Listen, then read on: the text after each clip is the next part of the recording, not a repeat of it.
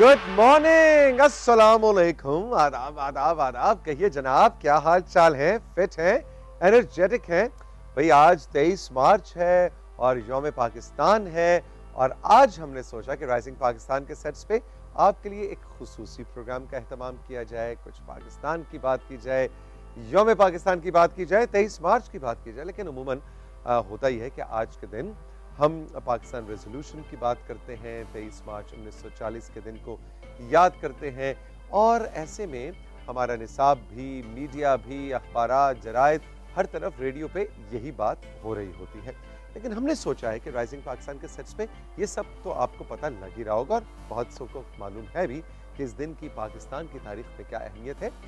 आज लेकिन राइजिंग पाकिस्तान में हम यौम पाकिस्तान को मनाएंगे एक थोड़े से जुदा अंदाज में, इसलिए कि हमने कोशिश की है कि इस वक्त वो पाकिस्तानी जो कि अपनी अर्ली 20s में है वो हमारे साथ आए और माजी की बात तो हो ही रही है, जरा मुस्तकबिल की बात भी की जाए और वो मुझे ये बताएं कि वो आज से 20 बरस के बाद कैसा पाकिस्तान देखना चाहते हैं या आज के पाकिस्तान में वो ऐसी कौन सी अपॉर्चुनिटीज और ऐसी कौन सी स्ट्रेंथ्स देख रहे हैं, ऐसे कौन से मौके देख रहे हैं जो इस नस्ल के पास इस वक्त है और ये मेरी नस्ल से बेहतर पाकिस्तान बनाकर आगे अगली नस्ल को सौंपेंगे। तो इस हवाले से जरा एक डिफरेंट सा सेक्शन और सेशन है जिसको मैंने और मेरी टीम ने सजाया है आपके लिए, जिसमें हमारे साथ माहनूर होंगी, हमारे साथ ताहा होंगे, हमारे साथ आयशा होंगी और हमारे साथ मौशेरवान होंगे जो मुख्तलिफ फील्ड से इनका ताल्लुक है।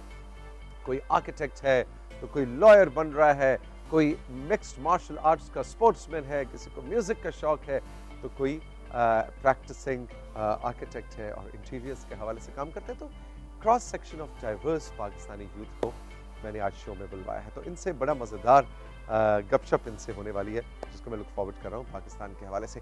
इसके अलावा क्या है जी, इसके अलावा एक बड़ी मज़ेदार शख्सियत अरीब अजहर जो कि एक म्यूजिशियन है और मैं तो कहूँगा कि एक कल्चरल इंटेलेक्चुअल भी हैं कि ये आर्ट्स एंड कल्चर की के हवाले से पाकिस्तान में बहुत सा काम कर रहे हैं। पिछले कुछ अरसे से कराची में रहे, भी हमें खबर मिली है कि कहीं इस्लामाबाद में पाए जाते हैं, इसलिए हमने इनको भी आज के राइजिंग पाकिस्तान के 23 मार्च के स्पेशल एडिशन में बुलवाया है। तो उनसे कुछ म्यूजिक भी सुनेंगे और उनसे कुछ गपशप भी होगी।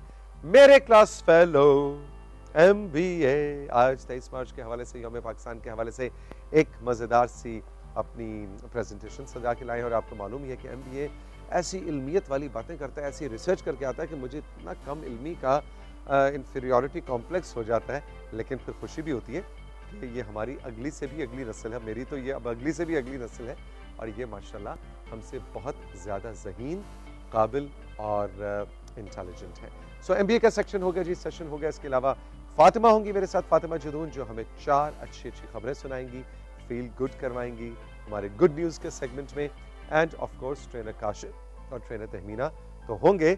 मतलब 23 मार्च है, यौम पाकिस्तान, इसका मतलब ये नहीं कि आज तो हमने और ज़्यादा एक्सरसाइज करनी है और ज़्यादा फिट होना है ताकि हम पाकिस्तान को भी फिट कर सकें। ये है सब जनाब आज के राइजिंग पाकिस्तान में मेरी और मेरी टीम के पास आप सबके लिए रही। मेरे साथ एक छोटा सा ब्रेक लेते हैं, ब्रेक से जब वापस आएंगे तो MBA के सेगमेंट से आगाज।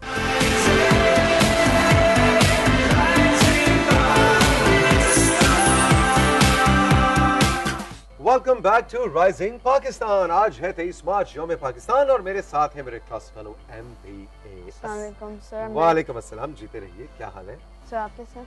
मैं बिल्कुल ठीक, मैं भी ठीक हूँ। अच्छा जी, आज तो 23 मार्च के हवाले से सेगमेंट सजाया तुमने जी सर। वैसे फर्स्ट ऑफ ऑल मैं कहना चाहता हूँ वेरी ऑनर्ड कि आप मैं PTV को इस तरह इस शो को 23 मार्च के लिए रिप्रेजेंट कर रहा हूँ। और सेकंड ऑफ ऑल सर, हम जो हमारा फ्रीडम है, कुछ लोग वो बहुत फॉर ग्रांटेड लेते हैं, समझते हैं कि चलो जी एक दिन उठे, सोचा फ्रीडम मिल गया, चलो जी बॉर्डर बन गया पाकिस्तान। इस तरह नहीं है, लाखों लोगों ने कुर्बानी दी थी। मेरी ग्रैंड मदर जो है वो भी 1945 के पास पैदा हुई थी। वो मुझे इस तरह की स्टोरीज हर वक्त सुनाती रहती हैं कि वो पार्टीशन से पहले मुसलमानों वो इंडिया में पैदा हुई थी जहाँ पे हिंदू मेजॉरिटी थी जी, और उसके बाद वो पार्टीशन से पहले मुस्लिम मेजॉरिटी एरिया में चली गई थी। लेकिन वो कहती हैं कि जितने लोगों ने उस वक्त सफ़र किया, जितने लोगों ने उस वक्त बहुत मुश्किलें उनके सामने आई, वो कहती हैं उस वक्त बहुत मुश्किल पाकिस्तान की आज़ादी के लिए था। अच्छा, आपने अभी जिक्र किया मुस्लिम मेजॉरिटी एरियाज, तो इस हवाले से तुम एक मैप भी बना के लाए जी, मैं हो, एक मैप मैप दिखाएं जरा। जी मैप दिखा रही हूँ। बिल्कुल दिखाएं जी, ताकि हमें पता चल सके जी कि जब पाकिस्तान बना तो ये मुस्लिम मेजॉरिटी और हिंदू मेजॉरिटी एरियाज का चक्कर क्या। जी, ये करंट मैप नहीं है, ये लेकिन ये बहुत सिमिलर लग रहा है। जो आजकल मैप है वो इंडिया है, वो पाकिस्तान है।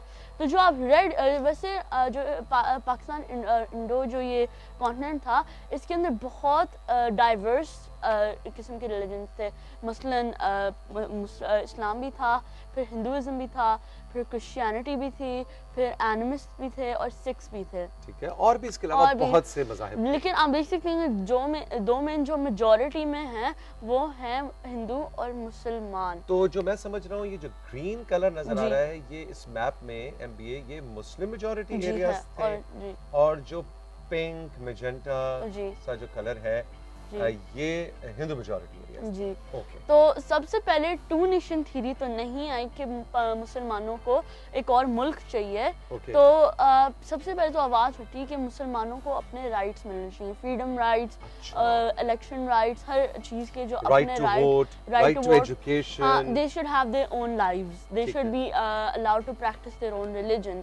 फिर जब ये नहीं हुआ, जब इनको ये अलाउंस नहीं मिली, जब इनको मुश्किल फेस करनी पड़ी, तो उसके बाद टू नेशन थ्योरी आई, जिसके अंदर कहा गया कि मुसलमानों को एक नया मुल्क चाहिए जहाँ पे, और वो केस था कि मुसलमानों को कोई ऐसा लॉ एक्सेप्टेबल नहीं है जब तक वो इस अर्थ पे मुसलमानों को एक नया मुल्क बने, उनको कोई लॉ एक्सेप्टेबल नहीं है। एग्जैक्टली। अच्छा जी, अगली स्लाइड की तरफ बढ़ते हैं और देखते हैं कि उसमें क्या ये है। कायदे आज़म और उनके जो फ्रेंड्स और लीडर्स हैं वो ये खड़े हुए हैं, और इन सारों ने ये आइडिया रिप्रेजेंट किया, और ये फ्रंट लाइन पे पाकिस्तान को रिप्रेजेंट कर रहे थे। अच्छा, यानी कि एक नई मुमलिकत को हासिल करने के लिए जो मेन लीडर्स थे, ये उनकी एक ग्रुप पिक्चर है। ये उनकी ग्रुप पिक्चर है। बिल्कुल ठीक है, बिल्कुल ठीक है। अच्छा जी, अगली स्लाइड में क्या है जी हमारे लिए? अगली स्लाइड के अंदर आप जैसे आप देख सकते हैं जी, कायदे आज़म जो हैं ये एक स्पीच दे रहे हैं ताकि जो मुसलमान जो मुस्लिम मेजॉरिटी एरियाज में थे उनकी मोरल बढ़ जाए। एग्जैक्टली। और कायदे आज़म की तकारीर, उनकी अभी भी आप वो ऑडियो सुने ना, तो उसमें ऐसा पैशन, उसमें ऐसा जोश था कि अभी आप खुद हो जाते हैं कि पार्टीशन तो हो ही, लेकिन आप कहते हैं नहीं, पार्टीशन चाहिए हमें। एग्जैक्टली। आप वो तकारीर सुने, आपको ऐसा लगता है आप कहते हो यस, ये बंदा जो बात कर रहा है he is so convincing, है ना? he was very convincing, जिसकी वजह से पहले तो लोग इसके बारे में हेजिटेट कर रहे थे, मगर उन्होंने कायदे आज़म ने उनको इतना मोटिवेट किया, उनकी मोरल इतनी हाई की कि वो लोग कहते हैं नहीं, अब तो हम अगर मर भी जाएं तो हम ये पार्टीशन लेके रखेंगे। एग्जैक्टली। अगली तस्वीर क्या है जी? आप ये देख सकते हैं अगली तस्वीर के अंदर कि ये कायदे आज़म जो हैं ये वो कॉन्ट्रैक्ट साइन कर रहे हैं, जिसके अंदर Pakistan would be a country now, it would exist, एक नया मुल्क बनेगा मेजॉरिटी मुस्लिम एरियाज के। मैं आपको एक फैक्ट बताऊं कि जब मुल्क बन भी गया था तो भी मुसलमानों को माइग्रेट करने में बहुत मुश्किलें फेस करनी पड़ी थी। ओके। अच्छा जी, दो तस्वीरें हमारे पास और रह गई हैं जी, और ये है देखें, जैसे ये सारे लोग माइग्रेट कर, आप देखें कितनी तादाद में लोग हैं। एग्जैक्टली। और देखो ना, उस वक्त तो इतने वसाइल भी नहीं होते थे कि गाड़ियां हैं, और ट्रेन डेफिनेटली ट्रेन थी, बैलगाड़ियों पे लोग आए थे। ट्रेन एक मेन, लेकिन उस तरह से लेकिन 6-6 लाख 7-7 लाख लोग तो ट्रेन पे नहीं, गाड़ियां, जहाज, उस तरह आजकल तो mode of communication and transportation बहुत बढ़ गया है। ये प्रेजेंटेशन में ये आप कंपेयर भी कर सकते हैं कि जो उस वक्त पाकिस्तान था और आज पाकिस्तान था, हम कितना ग्रो करे हैं। यानी कि जो इस वक्त था वो अब ये हो गया। मैं तो सीखने को नहीं पता, हम तो 10-15 साल पहले ही पैदा हुए हैं, हमें तो आइडिया नहीं है। हम तो क्लास फेलोज हैं, हमें तो इतना नहीं पता, हमें तो इतना आइडिया नहीं है। लेकिन जो उधर ग्रैंड पेरेंट्स उधर बाहर है, मैं आपको मैं मोटिवेट करता हूँ कि आप अपने जो ग्रैंड चिल्ड्रन हैं उनको थोड़ी स्टोरीज बताएं, ताकि उनको भी पाकिस्तान की हिस्ट्री के बारे में कुछ शौक हुए, क्योंकि कुछ बहुत लोग हैं जिनको पता ही नहीं है कायदे आज़म कौन थे, जिनको पता ही नहीं है कि पाकिस्तान की पार्टीशन कैसे हुई। और इसमें भी आपने बहुत अच्छी बात की है, इसलिए कि इस बहाने जरा दादा दादी नाना नानी के साथ बच्चों को टाइम स्पेंड करने का वक्त मिलेगा। तो आज जनाब 23 मार्च है, आज यौम पाकिस्तान है। कोशिश करें कि आपके फैमिली में कोई बुजुर्ग लोग हैं, अगर कोई ऐसे हैं कि जिन्होंने पार्टीशन का वक्त देखा फिर तो बहुत ही अच्छी बात है, लेकिन अगर उसके बाद की भी कोई जनरेशन है जिन्होंने अपनी पिछली जनरेशन से पार्टीशन की कहानियां सुनी तो उनके साथ आज टाइम स्पेंड करें और उनसे वो स्टोरीज सुने। अच्छा जी, कोई तस्वीर है या जी। खत्म हो गई? ओ मीनार पाकिस्तान। और ये है मीनार पाकिस्तान जो 1960 के अंदर इसकी कंस्ट्रक्शन शुरू हुई और 1968 के अंदर ख़त्म हो गई।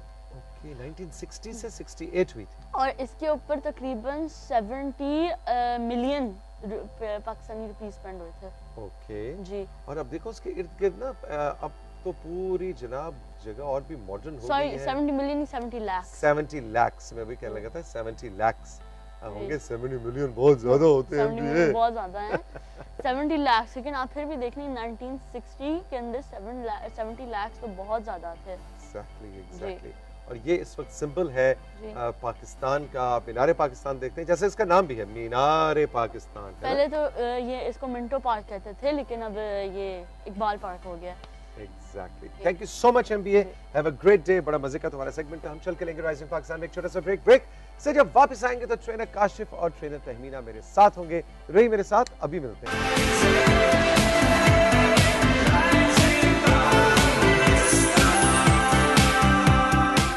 Welcome back to Rising Pakistan, PTV News, PTV Home, PTV Global, US, UK, Middle East, जहाँ भी आप हमें देख रहे हैं, सुबह में देख रहे हैं, रीवन में शाम में देख रहे हैं, ऑनलाइन देख रहे हैं, ऑफलाइन देख रहे हैं। Welcome to this important segment कि जिसमें जिस दिन वेट्स नहीं होते, डंबल्स नहीं होते, मैं बहुत खुश होता हूँ कि आज काम नहीं होगा, लेकिन ये इतने जालिम है दोनों, जिनका नाम है ट्रेनर तहमीना और ट्रेनर काशिफ, ये काम फिर भी करवाते हैं। गुड मॉर्निंग, अस्सलाम वालेकुम। गुड मॉर्निंग, वालेकुम अस्सलाम। ये ज़्यादा औखा काम है, मुश्किल काम है बॉडी वेट के साथ, क्योंकि आपका जितना वजन है आपको उसको कैरी करना है हर मूव में। और राइट, तो यानी कि वो जो दिल को एक थोड़ी सी तसल्ली हुई थी कि आज वो वेट्स वगैरह तुम उधर ही छोड़ के आए उस स्टोर रूम में।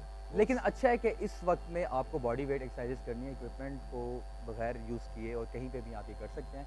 जगह क्लीन होनी चाहिए और फासला होना चाहिए। एग्जैक्टली और कोशिश करें कि आजकल कोरोना वायरस से बचने के लिए इनकरेज कर रही है हुकूमत भी कि आप कम से कम बल्कि बिल्कुल भी ना जाएं जिम्स में, इसलिए कि जो जिम है वो वायरस को एक से दूसरे तक पहुंचाने का बहुत स्ट्रॉन्ग जरिया बनता है, इसलिए घर में ही आप अपने बॉडी वेट के साथ एक्सरसाइज करें।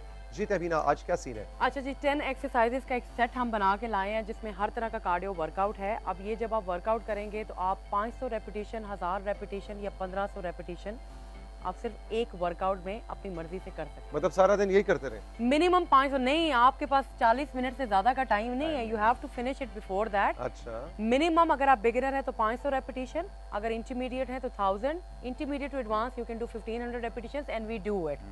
और इसके बाद तो मैं तो फिर 2000 करूँ ना? आप 2000 मैं 2000 करूँ जो ज्यादा एडवांस है। अच्छा जी, पहले शुरू जंपिंग करते हैं, जैक्स है, first इस move। पे आपको कोई वार्म अप करने की जरूरत नहीं है because you are already warming ये अप। आपका वार्म अप भी है और जी। आपकी एक्चुअल कार्डियो की बेसिक एक्सरसाइज है, बिल्कुल जो कि बज़ाहिर लगता है अरे ये तो हम क्लास 5 में बचपन में किया करते थे, लेकिन आज के एक्सपर्ट्स भी इस जंपिंग जैक एक्सरसाइज को एक बहुत मुफीद कार्डियो एक्सरसाइज बिल्कुल। और इसलिए आपने 50 रेपिटेशन करनी है, क्योंकि हम हर एक्सरसाइज को 50 दफा कर रहे ठीक हैं। है। आपने जब ये कर ली तो उसके बाद आप हाई नीज करेंगे। थोड़ा सा ब्रेक लेके बिल्कुल अपना रिलैक्स करने के बाद, बॉडी को थोड़ा सा पानी पीने के बाद, उसके बाद अपने हाई नीज करने हैं एज हाई एज पॉसिबल। लेकिन ज्यादा आपने जितना आ ब्रेक सके। नहीं लेना। ज़्यादा ब्रेक नहीं, स्मॉल ठीक ब्रेक। थोड़ा थोड़ा सा ब्रेक ही नहीं, 5-10 सेकंड का आपने लेना है, ठीक है। अगर आप चाहें तो आप ऐसे भी कर सकते हैं जैसे काशिफ हाँ। नींद उठा रहे हैं, वैसे भी कर सकते बहुत ज़्यादा इंटेंस हो जाए तो ब्रेक बर्पीज हमने करनी है। उसके बाद आप नीचे आए, बर्पीज। Back up down. अच्छा, अगेन आपकी इस पे भी वेरिएशन आपकी मर्जी है कि जैसे Exactly. काशिफ जंप कर रहे हैं नीचे और ऊपर, तब भी कर सकते हैं। और आप अगर आप चाहें तो आप ऐसे भी कर सिंपली सकते हैं। ये भी कर सकते हैं। ये भी कर Alright. सकते 50 रेपिटेशंस आपने इसकी भी करनी यानी है। जितना चैलेंज आप अपनी बॉडी को देना चाहें आप दे सकते हैं। 50 रेपिटेशंस इसकी जी। कर ली और इसको कहेंगे हम बर्पीज। हैं। बर्पीज। बर्पीज। लेकिन मैं ऐसी जब इतनी रेपिटेशन की वर्कआउट होता है तो मैं जनरली क्लाइंट्स को कहती हूँ कि ज़्यादा ना करें, क्योंकि आप उसमें ओवर होके थोड़ा कर रहे होते हैं, लेकिन जब आप 1000-1500 की रेपिटेशन करते हैं you get tired. Ji.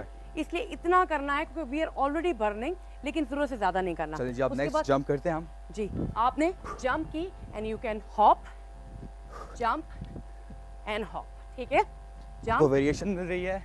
Hop, आप वॉक बैक कर वॉक सकते हैं। करके बैक वॉक करके भी जा जी। सकते हैं, बैक हॉप करके भी जा सकते हैं। जैसे Exactly. आपको वो लगे, ठीक है। Very good. As high as possible, जितना हाई ऊपर की जाने, जितना और दूर। जितना आगे तक आप जा उसके बाद हम शफल करेंगे। आप इतने ही एरिया से ज़्यादा की ज़रूरत नहीं है, यू डू, लेकिन तेजी से। और ये भी 50। 50 रेपिटेशन लाइक ये 1 and 2 3 make And sure four. कि आप तेज इस तेज तरह से। सांस ले रहे हैं ताकि आपकी बॉडी रीसेट हो जी। और जल्दी से रिलैक्स पोजीशन में जाएं आप। साथ साथ पानी का सिप लाजमी लेना है आपने। बिल्कुल। अच्छा, ये जब आपने कर लिया तो हमने नी टू एल्बो टच करना है, तो आप ये करेंगे, ये। अब आपने क्रॉस में करना है। Core nice and tight, twist करें 180 अगर चाहे तो। अगर नहीं हो रहा तो कोशिश करें आपके रिस्ट के साथ आपका नी। अच्छा, इसमें एक चीज़ का ध्यान रखना है जो मैं हमेशा कहती हूँ कि आप यूं खड़े होकर यूं नहीं जी। करते। आपने यू Exactly. बेंड डाउन, आपने इस नी को बेंड किया है, got it. अब ये इसी पोजीशन में रहेगा एंड यू टक। ये दिस इज मोर डिफिकल्ट कि अगर मैं यूं खड़े होके यूं करते रहो। Exactly. तो इस चीज़ का तो आपने, जिंदगी आसान न कहीं हो जाए हमारी, है ना? ट्रेनर काशिफ। ये ज़िंदगी आसान करने के लिए ही ये मुश्किल है। कहते हैं ना, हर मुश्किल के बाद आसानी है। We are preparing for the worst.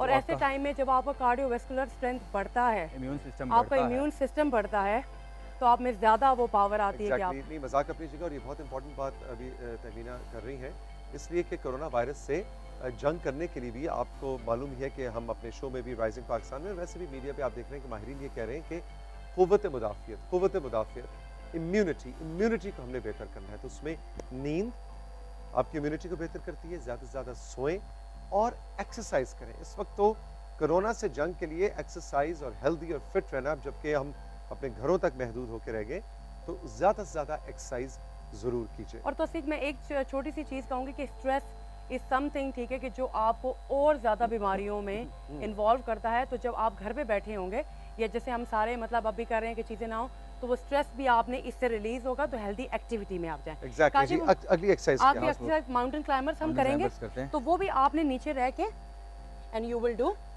This. ये मेरी फेवरेट एक्सरसाइजेस में से है। अच्छा, इसको जो और है हम बड़ी जैसे काशिफ मज़ेदार। भी कर रहे हैं कि स्ट्रेट भी कर सकते हैं और क्रॉस भी कर क्रॉस सकते भी कर सकते हैं, क्रॉस ये हैं, ठीक है। बिल्कुल ठीक है। और अब हम चाहेंगे काशिफ आप बिल्कुल रुख बदलिए, बिल्कुल, और ताकि कैमरा 4 आपको अच्छे तरीके से जी। दिखा सके। ये अगर cross बिगिनर है। है तो तब आप बेशक थोड़ा सा स्लो कर लें, लेकिन अदरवाइज अगर एडवांस है ये क्रॉस है और ये आपने इस तरह- स्ट्रेट है। बिल्कुल। और अभी तौसीक भाई ने नींद की बात की, कुव्वत मुदाफ़ियत के लिए वर्कआउट की बात की। मील भी होना चाहिए। तुलसी के पत्ते, अदरक और लहसुन का कावा बना के पीजिए, इम्यून सिस्टम बूस्ट करेगा आपका। अपनी फैमिली को रेकमेंड करें। बिल्कुल ठीक है। अच्छा जी, अब हमारी आज के सेक्शन की आखिरी एक ऐसी एक्सरसाइज ट्रेनर तहमीना की जो आपकी फेवरेट है कार्डियो के अंदर, और एक जो काशिफ की फेवरेट है। ठीक है, पहले One- काशिफ करेंगे। चलो पहले काशिफ। चलो, मैं 1 करता 2 3। स्टार्ट। मैंने तो बता दिया मेरी माउंटेन क्लाइंबिंग। यही मैं चाहता था कि पता लग सके कि काशिफ का फेवरेट जानवर कौन सा है, और इसमें आप आप गेस switch कर कर ही सकते हैं। चुके होंगे इस वक्त। मेंढक से इंस्पायर्ड है काशिफ बहुत ज्यादा। अच्छा, मेरी एक्सरसाइज भी कुछ इसी किस्म की है, but this is difficult in a way कि आपने यहाँ पे नीज हिलाने यूँ करते हैं, ये ओह यस, तो very nice, very nice, very इसमें नाइस। ये होता है कि इसमें बहुत ज़्यादा कोर स्ट्रेंथ चाहिए अपर बॉडी, तो this is I love. Thank you so much trainer Thank you very Kashif, much. Trainer Tahmina. आज हमने बॉडी वेट के साथ कार्डियो एक्सरसाइजेस आप तक पहुंचाई। आजकल हम जिम इक्विपमेंट को कम से कम इस्तेमाल करने की कोशिश कर रहे हैं, ताकि आपको पता लगे कि जिम के इक्विपमेंट के बगैर भी घर में आप एक अच्छा हेल्दी लाइफस्टाइल गुजार सकते हैं। हम चल करेंगे साथ ही एक छोटा सा ब्रेक से जब वापस आएंगे तो मेरे साथ होंगी फातिमा, और फातिमा लेके आई हैं आपके लिए 4 मजेदार good news from all over the world, ताकि हम फील गुड कर सकें। रही मेरे साथ, अभी मिलते हैं।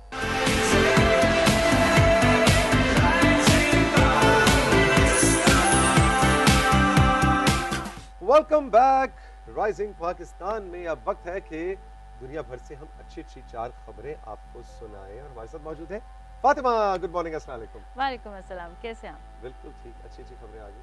आगे। अच्छा, मैं एक चीज़ देख रहा हूँ कि कोरोना डेफिनेटली हम सब के लिए, पूरी दुनिया के लिए एक बहुत बड़ा चैलेंज है, लेकिन कोरोना से फाइट करने के अंदर भी हमें बड़ी इंस्पायरिंग और मजेदार खबरें सुनने को मिल रही है ना। मुझे लगता है कि ये जो कोरोना आया है ना, ये हम सबको ठीक करने के लिए है। अच्छा, अब देखें, कैसे? सब लोग जो घर बैठ गए हैं, बहुत ज़्यादा जो फैमिली टाइम है वो हम लोगों का कम हो गया हुआ था। है ना? हम लोग मतलब हर everyone was very much busy.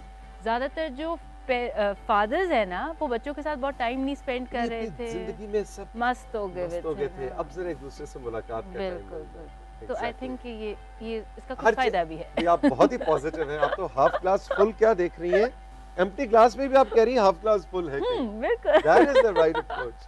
अच्छा जी, अच्छा क्या आज खबर की है पहली गुड न्यूज़ ये है, वो भी कुछ कोरोना से ही एक जो है ना ओके अच्छी चीज़ निकल आई कि यूएस की स्टेट में एक लैंडलॉर्ड है जिनका नाम है नेथन निकोलस। उनके पास दो जो अपने उनके घर थे वो उन्होंने आगे रेंट आउट किए हुए थे। ठीक है। उन्होंने तो कमाल ही कर डाला। क्या?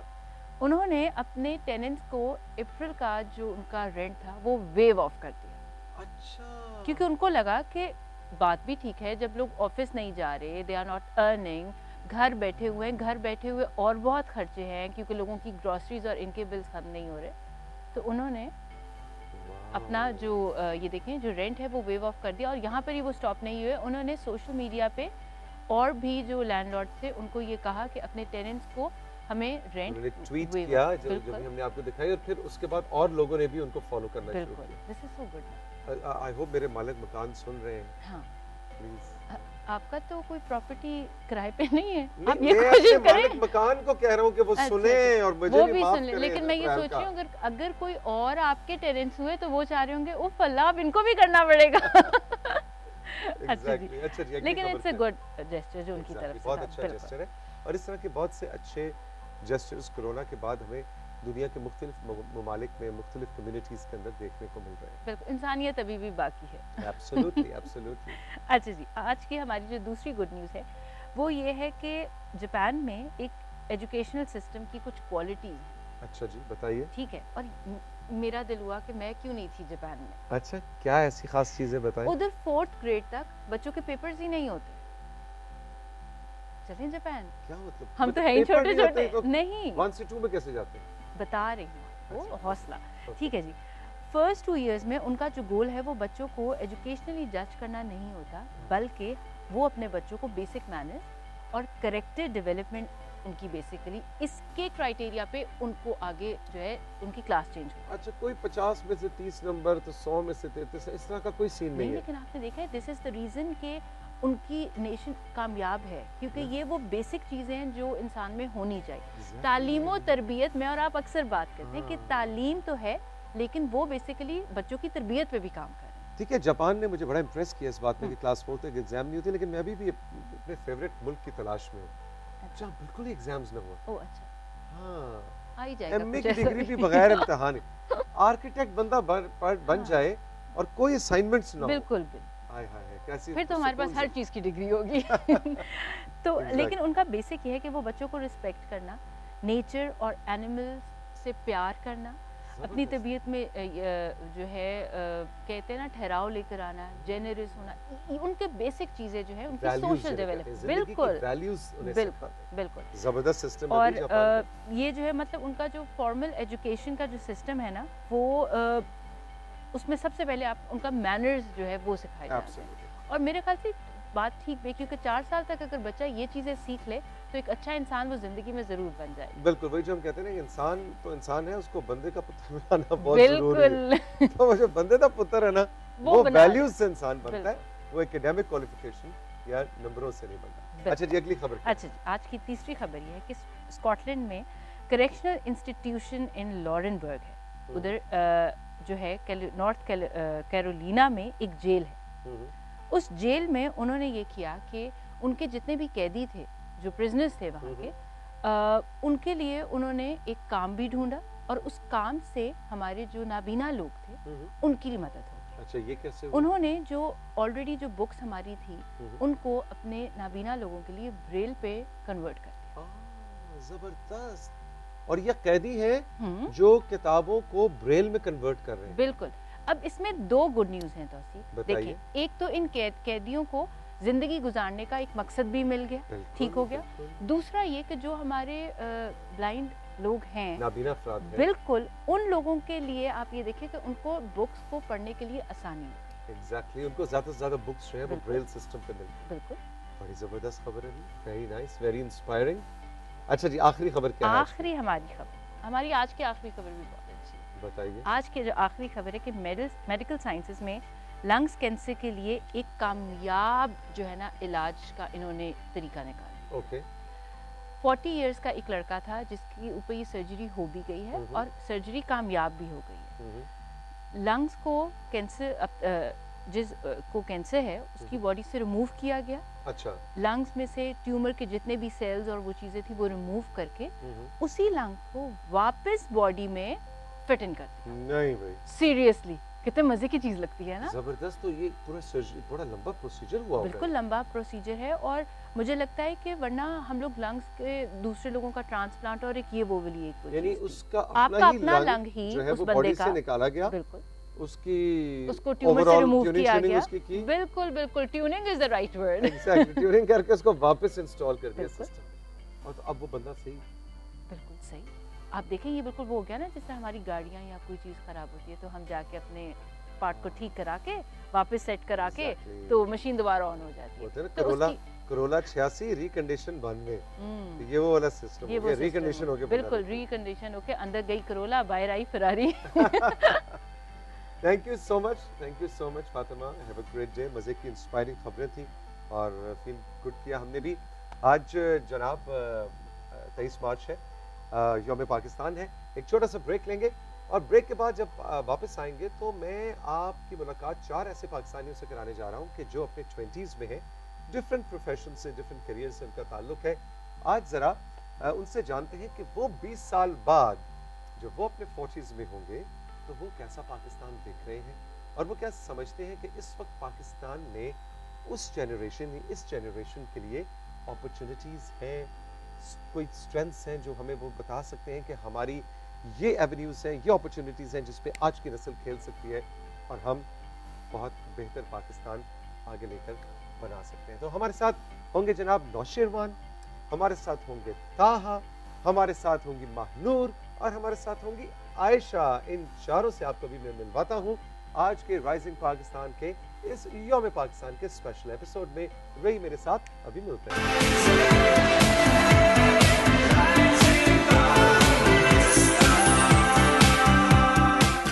एक बार फिर आपको खुशामदीद कहेंगे हम राइजिंग पाकिस्तान के सेट्स पे। प्रोग्राम के आगाज में जैसा कि मैं आपको बता रहा था कि आज 23 मार्च यौम पाकिस्तान को एक ज़रा जुदा से अंदाज में हमने मनाने का एहतमाम किया है। अमूमन ऐसे दिनों पे किसी बहुत बड़े हिस्ट्री के या पॉलिटिकल अफेयर्स के या पाकिस्तान मूवमेंट के किसी माहिर को, किसी तारीखदान को, प्रोफेसर साहब को बुलाया जाता है और उनसे हम जानने की कोशिश करते हैं कि जी 23 मार्च 1940 का दिन हमारी तारीख में क्यों अहमियत का हामिल है और इसको पाकिस्तान रेजोल्यूशन, पाकिस्तान डे और मीनार पाकिस्तान और ये सब बातें और ये सब हिस्ट्री आप में से बहुत सौ को मालूम भी है।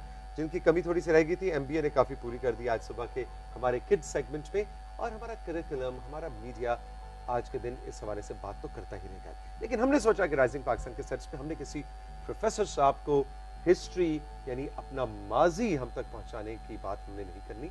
हम बात करेंगे फ्यूचर की, हम बात करेंगे 20s के हमारे आज के पाकिस्तानी दोस्तों के साथ, बहन भाइयों के साथ, और ये जानने की कोशिश करेंगे कि आज का 20s का पाकिस्तानी लड़का और लड़की आज से 20 साल के बाद के पाकिस्तान को कैसा देखना चाहते हैं या कैसा देखते हैं। जब ये 40s में होंगे तो इनके ख्याल में ये अपने आने वाली अगली नस्ल को कैसा पाकिस्तान तैयार करके दे रहे होंगे। I am so very happy and honoured and pleased कि मेरे 4 क्लास फेलोज जिंदगी एक सफर है और हम उसके तालिब इल्म है ना, हम सब क्लास फेलोज हैं। तो मेरे 4 दोस्त मेरे साथ मौजूद हैं। हमारे साथ हैं नौशेरवान, और नौशेरवान जो है वो आर्किटेक्चर के स्टूडेंट हैं और फ्यूचर में आर्किटेक्ट्स बनने की पूरी तैयारी कर रहे हैं और पाकिस्तान के लिए भी ऑब्वियसली पैशन, मोहब्बत और एक्साइटमेंट रखते हैं। अभी इनसे हम बात करेंगे। आयशा मेरे साथ मौजूद हैं। ये कर तो लॉ रही हैं, लॉ की स्टूडेंट हैं, लेकिन आयशा फ्यूचर में एक जर्नलिस्ट बनना चाहती हैं, प्रिंट या इलेक्ट्रॉनिक मीडिया के अंदर एक्टिव जर्नलिज्म में आना चाहती हैं। और अभी आप इनकी बातें सुनेंगे आपको अंदाजा होगा कि फ्यूचर की किसी करंट अफेयर्स टॉक शो की होस्ट बन सकती है ना जी। So Nausherwan and Ayesha, welcome to the show. और मेरे साथ मौजूद है माहनूर जो कि एक प्रैक्टिसिंग आर्किटेक्ट है और ये समझती हैं, ये इनका ख्याल है, मैं इससे एग्री करता हूँ अंदर से, इनका ख्याल है कि हमारी जनरेशन से बेहतर ये जनरेशन जो पाकिस्तान को लेके जाएगी। Well, I wouldn't say that I agree with you. Of course, आपकी जनरेशन ने बहुत कुछ दिया है. Whatever we've learned from you.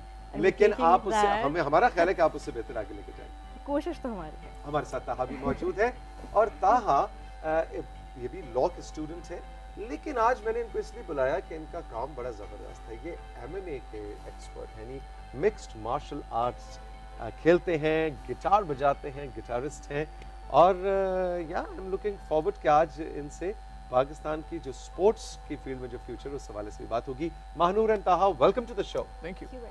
अच्छा जी, क्या सीन है 20 साल बाद कैसा पाकिस्तान होगा भाई, बताओ आयशा।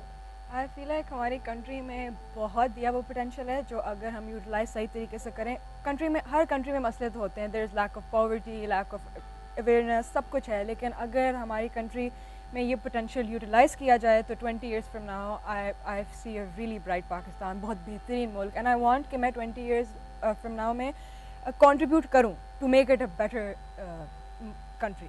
बहुत ब्रेन ड्रेन का भी बहुत मैं नाम सुनता हूँ कि ब्रेन ड्रेन हो रहा है, जो जिन स्टूडेंट्स के पास वसाइल हैं वो पाकिस्तान छोड़ के चले जाते हैं, लेकिन अब मैंने कुछ अरसे में देखा कि पाकिस्तान वापस आने वाले स्टूडेंट्स की तादाद बहुत ज़्यादा है। नौशरवान, व्हाट डू यू से on this? That's true actually because basically हमारे मुल्क के अंदर फैसिलिटीज़ थोड़ी कम हैं। we're not gonna lie about that। हमारी यूनिवर्सिटीज़ और जनरली इंटरनेशनली बहुत कम रिकगनाइज्ड हैं और everybody wants their kids to go to a fancy Ivy League university and all that। तो सारे चाहते हैं कि बाहर जाएं और बाहर की डिग्रीज जिनकी वर्थ थोड़ी ज़्यादा होती है तो दे गेट बेटर जॉब्स, और बिकॉज हमारी कंट्री का पॉवर्टी रेट भी बहुत हाई है और जॉब्स का भी बहुत मसला है, तो इस वजह से आई फील लाइक उस वजह से लोग बहुत ज़्यादा बाहर जाते हैं। तो अब पहले एक वक्त था कि फिर वापस कम आने का था बिकॉज वहाँ की लाइफ, वेस्टर्न लाइफ को बहुत ज़्यादा लोग इंजॉय करते थे क्योंकि वो मतलब बहुत ओपन होता था, बट अब फैसिलिटीज़ ज़्यादा होती थी। और लेकिन अब मैं देख रहा हूँ कि आप लोगों की जनरेशन में स्टूडेंट्स बहुत ज़्यादा बिल्कुल हम लोगों का थोड़ा है कि मतलब हमारे मुल्क को बेहतर करना है और तो थोड़ी नेशनलिज्म ज़्यादा है अब। एग्जैक्टली। अच्छा महानूर, आज यौम पाकिस्तान है, पाकिस्तान डे है, क्या पाकिस्तान के अंदर क्या अपॉर्चुनिटीज़ आप देख रही हैं इस वक्त जो आपकी जनरेशन के लिए? पाकिस्तान में बहुत अपॉर्चुनिटीज़ हैं और जिस तरह अभी आपने जो ब्रेन ड्रेन वाली बात की है वो आई कम्प्लीटली एग्री विद। पहले बहुत ज़्यादा ये ट्रेंड था कि सब लोग बाहर चले जाते थे अच्छी तालीम लेने के लिए सब, और वापस नहीं आते थे क्योंकि वो यूज्ड टू हो जाते थे वहाँ पे माहौल के, उनको फैसिलिटीज़ की, लाइफस्टाइल की आदत पड़ जाती थी। लेकिन हमारी जनरेशन में समहाउ ये शिफ्ट आया है। Definitely we want to come back. हम चाहते हैं कि हम कोई डिफरेंस लेकर आए अपनी कंट्री के अंदर, कुछ दें वापस अपने मुल्क को जिसने हमें बनाया है जो हम आज हैं। सो उसके लिए बहुत सी ऐसी चीज़ें जो अभी भी हम कर सकते हैं, ये वाली चीज़ डालने के लिए स्टूडेंट्स के अंदर कि वो आएँ वापस और वो करें वो सब जो वो चाहते हैं, वो डरे मत, भागे मत। यहाँ पे बहुत सी चीज़ें हैं जो आप जिनको एक्सप्लॉइट कर सकते हैं, राइट। और स्पेशली आई थिंक अगर आप सोशली इन्वेस्टेड हों, अगर आप इतना कॉन्शियस हों और आपको कम्युनिटी के अंदर अपॉर्चुनिटी दी जाए वेस्ट करने की, तो आप ज़रूर रहें वहाँ पर उसका फ्यूचर देखने के लिए। ठीक है। फॉर इंस्टेंस जिस तरह मैं आर्किटेक्ट हूँ और मुझे ये लगता है कि as an architecture student I always wanted to play my part in developing my country in a better way. तो मुझे हमेशा से ये था कि अगर गवर्नमेंट हम लोगों को इन्वॉल्व करे हमारे पब्लिक प्रोजेक्ट्स के अंदर, हमें और कम्युनिटी डेवलपमेंट के अंदर लेकर आए, तो प्रॉबली हमें दिल नहीं करेगा बाहर जाने का, बिकॉज हम इतने वेस्ट हो चुके होंगे अंदर कि हमें उसका फ्रूट देखने का दिल करेगा।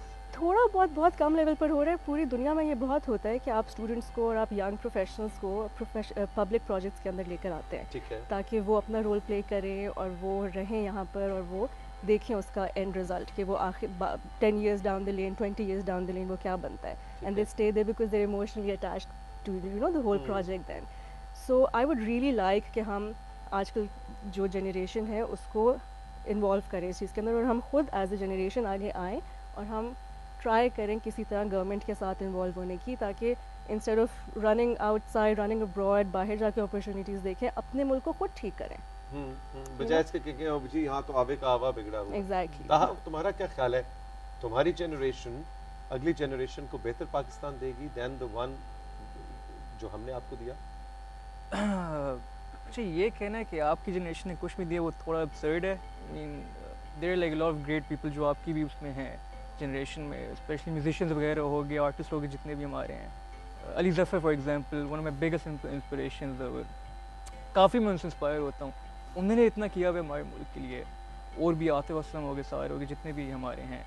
तो ये कहना है कि आपकी जनरेशन ने कुछ नहीं किया थोड़ा सा जो है अब्सर्ड है। हमारा ये कि आई मैंने डू इसलिए कहा था कि तू हमारी थोड़ी तारीफें कर जिगर। हाँ नहीं ऑब्वियसली बिल्कुल टोटली मैं खुद से ही कह दूंगा तो फिर देखो ना वो ऐसे डिफेंसिव पे चला हाँ नहीं बिल्कुल जो बात है जेन्युइन पर उसके अलावा हमारे मेरी जो विजन है पाकिस्तान की आफ्टर 20 इयर्स वो ये है कि बजाय के बुराई देखी जाए मुल्क की अच्छाई देखी जाए हर एस्पेक्ट में, चाहे वो स्पोर्ट्स है, आर्ट है, व्हाटएवर इट इज़, हमेशा उसकी अच्छाई देखी जाए। हर मुल्क की बुराई होती है, आई डोंट थिंक कोई ऐसा मुल्क है जहाँ पे जो है कोई बुराई ना हो। USA might be probably the greatest in the world, जो भी है वहाँ पे भी बहुत सी imperfections बिल्कुल है बिल्कुल है। इनफैक्ट वहाँ पे जो है I'm not saying करप्शन है पर लाइक जैसे काफ़ी जो है वहाँ पे भी बुराइयाँ हैं। तो but we all know USA, China, UK as greats कि ठीक है सब कुछ ठीक जा रहा है वहाँ पे। पाकिस्तान कोई मेंशन करते हैं या नहीं यार कहते हैं। तो what I feel like is कि आज से 20 साल बाद और obviously with the efforts and the help and support of your generation we can make a brighter Pakistan बजाय कि हम कहें कि नहीं बुराई है तो महंगाई है तो ये है तो अच्छा चलो एक आज 23rd मार्च है, आज पाकिस्तान डे है। ऑफ कोर्स हम we are showing our gratitude, our love to this country. I don't know Ayesha और शेरवान कोई भी शुरू कर सकते हैं। एक मुझे चीज़ बताओ जो ताहा ने बात की उसी को आगे लेके चलते हैं। एक कोई ऐसी चीज़ जो आप लोग समझते हैं कि पाकिस्तान में है as a country, as a state, as a nation, और वो हमारी बड़ी यूनिक चीज़ है और वो हमारी बहुत बड़ी स्ट्रेंथ है जो शायद दूसरे ममालिक में कम हमें नजर आती है। Let's think, let's do this great exercise. Well, because I love traveling and I make sure कि हर साल मैं किसी नई जगह पर जाऊं, तो मुझे ये लगता है कि पाकिस्तान के अंदर टूरिज़्म का जितना बड़ा इस टाइम पर पोटेंशियल है वो बहुत कम जगहों पर है। बिकॉज बहुत सी जो दुनिया में जगह हैं जो फेमस हैं, there all saturated, everybody is been there, सब देख चुके हैं, पिक्चर्स हैं, हर चीज़ है। पाकिस्तान की इतनी जगह हैं जो हमें खुद नहीं पता कि वो सब प्रेजेंट है। सो हमें इस टाइम पर आई थिंक जिस तरह हमारी गवर्नमेंट कर भी रही है पिछले कुछ सालों से, लेकिन as youngsters, as this generation हमें चाहिए कि हम टूरिज़्म की तरफ थोड़ा ज़्यादा फोकस करें। हमारी जनरेशन ही टूरिज्म को आगे लेके जाएगी। Because I have generally noticed मतलब कि हमारी मिडिल क्लास और upper class family, upper class कम but middle class families generally they are more scared to go on family trips और मतलब दूर अपने घर से बाहर जाना। बट जनरली ये स्टूडेंट्स यूनिवर्सिटीज़ में जो होते हैं, हम लोग अपने ट्रिप्स ऑर्गेनाइज कर रहे होते हैं, we going to different places and exploring. हाँ, हमारे अंदर थोड़ा एडवेंचर ज़्यादा होता है कि हम लोग एक्सप्लोर करेंगे। तो the more we explore the more we can come back and tell home कि भाई वहाँ पे भी एक दुनिया है पाकिस्तान में जो हमने कभी देखी भी नहीं थी। लेकिन एक बड़ी मज़े की बात है कि मैं साउथ अमेरिका तक अकेले ट्रैवल मैंने किया हुआ है, ठीक है, इजिप्ट, साउथ अमेरिका, काफ़ी सारी जगहों पर ऑल अलोन। लेकिन पाकिस्तान में अभी तक मेरी हिम्मत नहीं हुई टू ट्रैवल अलोन। तो ये एक बहुत बड़ी बात है कि टूरिज्म हम कर तो रहे हैं प्रोपेगेट, लेकिन हम कितना सिक्योर बना रहे हैं। और I agree with you because हमारी फैसिलिटीज़ का भी थोड़ा बहुत मसला है। I feel like the government should help us on that a little bit कि वो वहाँ पे ऐसी जगह हमें प्रोवाइड करें। For example if you are going to a place तो आप कुछ चाहते हो कि वहाँ पे एक रेस्ट एरिया हो या वहाँ पे बेसिक नेसेसिटीज़ हो, जैसे वॉशरूम होता है जो हर किसी को बहुत बड़ा मसला है। हाँ, टूरिस्ट इंफ्रास्ट्रक्चर को थोड़ा अगर स्ट्रॉन्ग करें तो that would be a really big help to us because हम चाहते हैं कि हम थोड़ा बहुत पाकिस्तान को एक्सप्लोर करें। और अच्छा जी, एक तो हो गया टूरिज्म एक अपॉर्चुनिटी। ताहा, आयशा, और क्या आप समझते हैं कि पाकिस्तान की ऐसी यूनिक स्ट्रेंथ जो इस वक्त हमारे मुल्क में है, हमारी कौम में है, जो कि जिस पे हम खेल सकते हैं, जिसको हम कैपिटलाइज कर सकते हैं? काफ़ी हैं, लेकिन आई थिंक काफ़ी जितनी है वो अंडररेटेड है। इतना लोग उन पे फोकस नहीं करते। देन अगेन जितना नेगेटिव्स पे करते हैं, जितना एक पाकिस्तान एक नेगेटिव कोई भी एस्पेक्ट तो उस पर ज़्यादा फोकस करते हैं। आई थिंक हमारा कल्चर यूनिक है, हमारा जो है हमारा मौसम भी बड़ा यूनिक होता है। और हुंजा की जो साइड है, coming back tourism, Hunza Gilgit Baltistan I think very beautiful. और वहाँ उसका जो एक एस्पेक्ट है, उसका जो एक पूरा एक नोशन है, वो आई थिंक अनबीटेबल है, चाहे जिधर भी आप जाए। अभी अंडरसोल्ड है। तो बेसिक टूरिज्म। अच्छा जी, आयशा, आप पढ़ तो लॉ रही हैं और बनना है आपने सहाफ़ी, तो इस वक्त के जो पॉलिटिकल एक्सपर्ट्स बहुत ज़्यादा हमें नज़र आते हैं, तज्जिया निगार है ना जी, और पॉलिटिकल टॉक शोज और जर्नलिज्म का एक बूम साउथ तरह से है। So do you want to be a TV anchor or क्या No, plan है आगे? there is no plan to be a TV anchor, लेकिन मेरा ज़रूर दिल है कि मैं जैसे मैं I'm studying law, मुझे मैं इस knowledge से I make a difference to the country definitely 100% मुझे बहुत है कि मैं 20 years from now जब भी कि मैं I am one of those people who are doing a lot for my country. I don't मेरे plans नहीं है कि मैं just go abroad and all. Country को हमेशा कंट्रीब्यूट करूँ और इसी रीडिंग राइटिंग के पैशन से नॉलेज गेन करो about your subject about your country about life in general क्योंकि you know life in general की नॉलेज होएगी तो you can just go anywhere you can go places उस वजह से दैट्स हाउ मैं लॉ से you know I learn about everything सबको कैसे सब जस्ट रखना है एवरीथिंग अबाउट द कंट्री और उसको फिर मैं आगे लेके जाऊँ and that's how make a difference लेकिन न्यूज़ एंकर वगैरह का कोई ऐसा प्लान नहीं है just to make a difference with बन सकती है मैं कंसिडर करूंगी बट आई डोंट थिंक नहीं टोटली बिल्कुल टोटली अच्छा जब बोलने पे हूं तो I can talk a lot या नौशरवन ये बताओ कि आपकी जनरेशन का जो आर्किटेक्चर का सीन है क्या एक्सपेरिमेंट्स कर रहे हैं इनफैक्ट मानूर भी इसमें ऐड कर सकती हैं आप अब एक्चुअल आर्किटेक्चर के अंदर हैं लेकिन आप एज ए स्टूडेंट क्या आप समझते हो कि आज से 30 साल बाद 40 साल बाद जो पाकिस्तान के अंदर आर्किटेक्ट्स काम कर रहे होंगे आपकी जनरेशन के वो कोई इनोवेटिव इमेजिनेटिव आइडियाज लेके आ रहे होंगे या क्या सीन होगा? I feel like हमारे जो जनरेशन है young they really want to do a lot with architecture and it's one of those fields जो मतलब लोग इतना बहुत नोटिस नहीं करते बिकॉज आई फील लाइक हमारे यहाँ पे आर्किटेक्चर बहुत प्लेन और बेसिक सा है एज़ कम्पेयर टू बाहर जो दुनिया में जो कुछ हो रहा है and people are seeing architecture in a really different perspective और हम लोग बहुत अलग से तरीके से देख रहे हैं वेयर लाइक के ठेकेदार है और उसने घर बनाना है और बस वो एक स्क्वायर प्लॉट है उसके अंदर काम हो जाएगा but that's not architecture is way more than that it's about life it's like architecture is the study of people and you have to see के मतलब कि दुनिया क्या चाह रही है is you have to study लोगों को और आर्ट बेसिकली इसमें बहुत बड़ा किरदार प्ले करता है आर्किटेक्चर में because you have to create something जो लोगों को अपील कर रहा हो but it also changes the way that people are moving around that space so for example अगर एक आप जगह को देखेंगे तो वहाँ पे अगर एक स्क्वायर बिल्डिंग खड़ी हुई है तो generally you're just gonna pass by it but if you see something that's just there और वो एक बहुत एक स्कल्पचर और मैसिव सी एक चीज़ खड़ी हुई है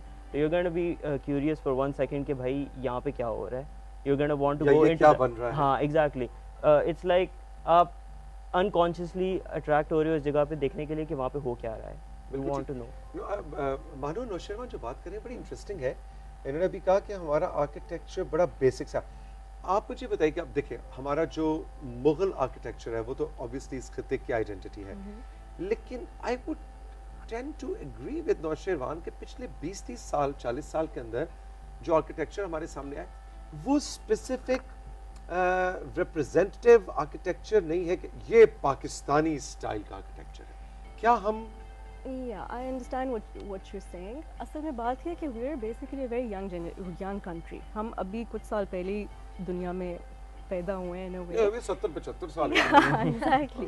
So उस तरह से हमारी आइडेंटिटी वो नहीं बन सकती जो यूरोपियन कंट्रीज़ की है इस टाइम पे या पुरानी मिडिल ईस्टर्न कंट्रीज़ की है लेकिन फिर भी हम आहिस्ता आहिस्ता से आई थिंक हम एक अपना डिस्टिंक्ट आर्किटेक्चरल स्टाइल शायद अलग से ना बनाएं लेकिन हम बहुत सी इनोवेशंस लेकर आ रहे हैं और थोड़ी little bit disagree with Nausherwan ठेकेदार होना कोई बुरी बात नहीं है बिकॉज आई माई सेल्फ मैं ठेकेदार एज वेल मैं आर्किटेक्ट भी हूँ और मैं कंस्ट्रक्ट भी करती हूँ साथ और उसमें आई थिंक इम्पोर्टेंट ये है कि आपकी सोच आगे होनी चाहिए आप अगर वही चीज़ें करते रहेंगे जो पिछले 20 सालों से 50 सालों से हो रही हैं तो ऑफ कोर्स आप कभी भी फ्यूचर की तरफ नहीं जा सकते जब तक आप उस बॉक्स में से निकलेंगे नहीं आप नई चीज़ें नहीं देखेंगे दुनिया में क्या हो रहा है क्या टेक्नोलॉजीज़ हैं आप लेकर उनको वापस नहीं आएंगे तो आप उधर ही रहेंगे so instead of focusing on the fact कि हमारा कोई आर्किटेक्चरल स्टाइल होना चाहिए which is a Pakistani architectural style we should basically focus on you know bringing more innovation and technology back into Pakistan जिस तरह जो बाहर बच्चे जा रहे हैं पढ़ने के लिए हम अगर वापस जब आते हैं तो हम चाहते हैं कि हम वही इनोवेशन लेकर वापस पाकिस्तान में आएँ बिल्कुल ठीक अच्छा जी अब आज के सेशन के इख्तिताम पे मैं ताहा से ज़रूर पूछना चाहूँगा कि भाई इस वक्त पाकिस्तान के अंदर स्पोर्ट्स अपॉर्चुनिटीज़ का आपकी जनरेशन के लिए क्या सीन है MMA इस वक्त राइज पे जा रहा है कुछ MMA का भी बताओ लेकिन जनरली स्पोर्ट्स फैसिलिटीज में से मेरा ज़ाती ख्याल है कि बहुत ज़्यादा हमें इन्वेस्ट करने की ज़रूरत है वो से नहीं बिल्कुल ज़रूरत है पता है और अभी भी ये है कि MMA का जो पाकिस्तान में है वो ये है कि अब अल्हम्दुलिल्लाह काफ़ी है, people are getting to know, they don't know, they're getting to know, they're getting there. और मतलब कि I would like add के I think जितनी efforts हैं मेरे coaches की हैं, no doubt, क्योंकि एक point है जहाँ पे लोगों को इतना बिल्कुल awareness नहीं थी लोगों को कि MMA होता क्या है। Mixed martial arts होता क्या है? लोगों को एक basically MMA is an umbrella term जिसमें आपकी सारी boxing, जितने martial arts हैं, boxing हो गया, kick boxing हो गई, muay thai, jiu-jitsu हो गया, judo हो गया, और ये सारा इवन कराटे का मिक्स भी है उसमें। कराटे नॉट रियली, कराटे का भी है, आई मीन आ जाता है, the ones who have done that. I personally have done Shotokan karate, I am a yellow belt in that. Currently I am doing jujitsu, I am a 2 stripe white belt. इसमें जो है belt system होता है सारा। Striking भी करता हूँ, पर ज़्यादातर मैं mainly grappling. Jujitsu is basically ground game, submissions आते हैं, how to take a tougher opponent to the ground, वो सारा कुछ आता है। तो इसका मतलब है नए खेल भी पाकिस्तान में बिल्कुल आ रहे हैं। इनफैक्ट जो है मेरे जो कोचेज हैं, coach Ehtesham, coach Loomi, coach Sultan, coach Atif, इन्होंने बहुत एफर्ट की है कि फाइट फोर्ट्रेस जो है एक, क्योंकि we aren't just an MMA gym, फिर मोर हम बाकायदा स्टडी करते हैं, रिसर्च करते हैं अबाउट मार्शल आर्ट्स। हम बाकायदा we study it, we thoroughly we look at it what it is. लोगों को MMA का ये होता है कि जो है अच्छा जाएगा, हड्डी तोड़ के आएगा, दांत शान मुंह टूटा हो गया, वो एक मिसकंसेप्शन है। इतना एग्जैक्टली पूरा एक बिल्कुल एक मेंटल थेरेपी होती है। मेंटल थेरेपी है पूरी। इंटरेस्टिंग। ताहा, Mahnoor, Nausherwan, Ayesha, thank you so much. I am so very honoured and pleased कि आप लोगों से हमारी राइजिंग पाकिस्तान के सेट पे मुलाकात हुई। All the best for your bright futures. इंशाल्लाह I am pretty hopeful, in fact I am sure कि आपकी जो जनरेशन है, जब आप लोग अपने 40s और 50s में होंगे इंशाल्लाह ताला, तो आप इस मुल्क को जब मुड़ के देखेंगे 20 साल पहले और आज के दिन को याद करेंगे इंशाल्लाह। हम अगर सब, आई थिंक हम सब जो भी हम अपना सब्जेक्ट पढ़े अगर हम फुली यूटिलाइज करें तो आई एम श्योर हमारी youth generation will find a common ground और we will utilize it, and इंशाल्लाह विल सी अ बेटर इंशाल्लाह। All the best. आप सबको यौम पाकिस्तान मुबारक हो। हम चल के राइजिंग पाकिस्तान में साथियों लेंगे एक छोटा सा ब्रेक, और ब्रेक से जब वापस आएंगे बड़े मेरे प्यारे दोस्त और मेरी बड़ी फेवरेट पर्सनालिटी, आर्ट और कल्चर की तरवीज के हवाले से इनका बहुत सा काम है पाकिस्तान में, और इनका म्यूजिक का अपना एक यूनिक स्टाइल तो है ही। हमारे दोस्त अरीब अजहर हमारे साथ होंगे आज। कुछ उनसे कुछ म्यूजिक भी क्रिएट कराते हैं और कुछ गप्पे शप्पे और बातें भी होंगी। रहिए मेरे साथ, अभी मिलते हैं।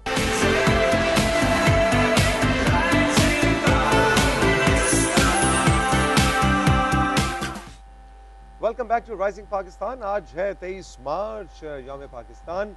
हमने एक मुख्तलिफ सी नशिस्त सजाई है राइजिंग पाकिस्तान में, और दोस्त हमारे अरीब अजहर हमारे साथ मौजूद है। अस्सलाम वालेकुम अस्सलाम जनाब।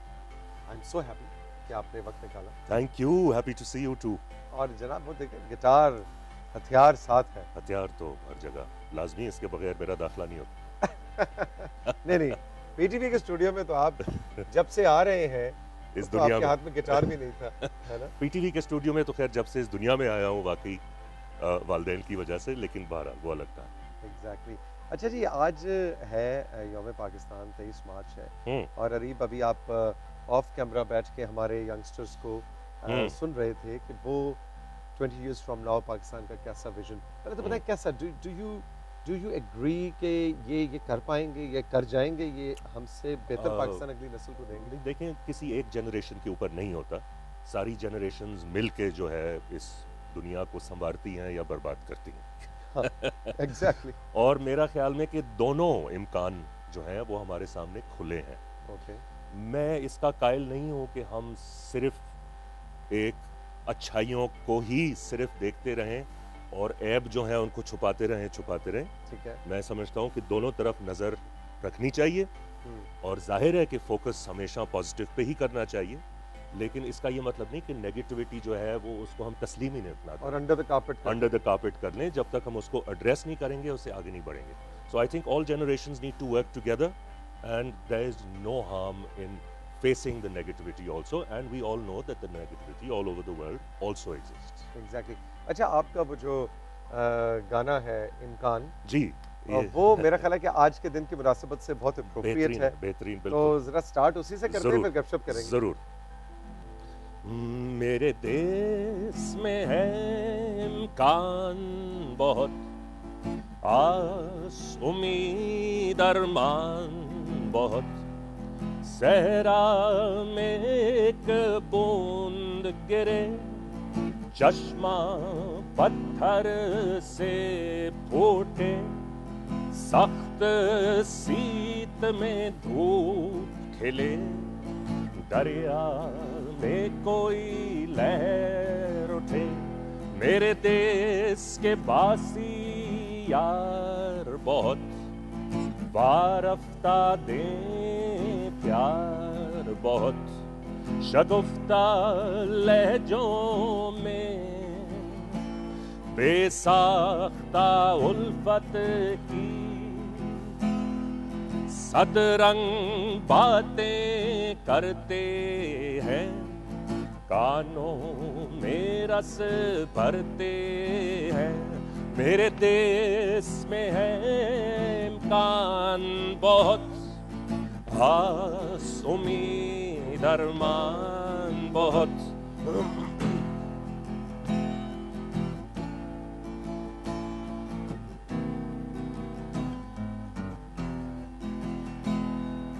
हमदम इंसा कोई नहीं, इन बिन चारा कोई नहीं, कोई मुसीबत आ जाए, कोई तूफान उठ जाए, सब मुस्कुरा के लेते हैं, जिंदा दिल जफाकश है, जहद मुसलसल करते हैं, मेहनत से गुरेज नहीं, पर मौके कम कम मिलते हैं, जेब में चाहे कुछ ना हो, दिल कुशादा रखते हैं, मेरे देश में है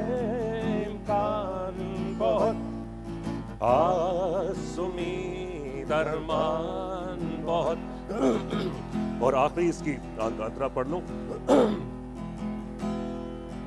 इनकी रोशन आंखों में देखो तो है ख्वाब बड़े, खेतों में हरियाली के, शहरों में खुशहाली के, बढ़ के आगे बढ़ने के, आसमां पे उड़ने के, तेरे देश के बासी यार बहुत, ना जान इन्हें लाचार बहुत, जज्बे इनके हैं जवान, हिम्मत का नहीं फुकदां, नए दौर को तो शुरू करो, देखो सब है तैयार बहुत, मेरे देश में है इम्कान बहुत, आस उम्मीद अरमान बहुत, मेरे देश में है इम्कान बहुत, आस उम्मीद अरमान बहुत। Very nice, very nice. ऐसा सूदिंग और मोटिवेटिंग सा था कि और की आस भी है, उम्मीद भी है और सच्चाई भी है ना कि ये नहीं है कि भी हर चीज जन्नत है हमारे गिर्द, ऐसा नहीं है, लेकिन इम्कान है बहुत। Exactly, opportunities. अरीब हमारे साथ मौजूद है, अरीब अजहर, राइजिंग पाकिस्तान के सेट्स में हम आपके लिए आज खुसूसी नशिस्त सजा कर लाए हैं 23 मार्च यौम पाकिस्तान के हवाले से। एक ब्रेक लेंगे और ब्रेक से जब वापस आएंगे तो मैं अरीब से आपको जानना चाहूँगा, क्योंकि ये पाकिस्तान के अंदर आर्ट और कल्चर और लिटरेचर और फ़िक्र, रोशन फ़िक्र की तरवीज के हवाले से बहुत सा काम कर रहे हैं। अभी पिछले 2-2.5 बरस में ये कराची रहे, जहाँ पे द सेकंड फ्लोर T2F एक बहुत बड़ा प्लेटफॉर्म है आर्ट्स और कल्चर की तरवीज के हवाले से, उसको ये हेड करते रहे। तो एक ब्रेक के बाद अरीब से ज़रा जानने की कोशिश कर रहे हैं कि क्या हमारी अगली जनरेशन जो है वो अपने कल्चर से, अपने अदब से, अपनी फ़िक्र से, इस खित्ते की और ऑर्गेनिक सोच और फिक्र से जुड़ती इन्हें नज़र आ रही है या नहीं? वही मेरे साथ अभी मिलते हैं।